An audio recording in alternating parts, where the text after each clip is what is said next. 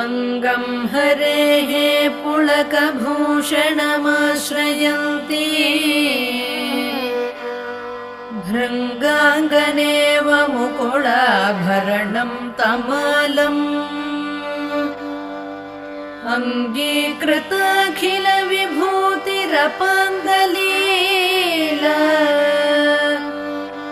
माङ्गल्यदास्तु मम मङ्गलदेवतायाः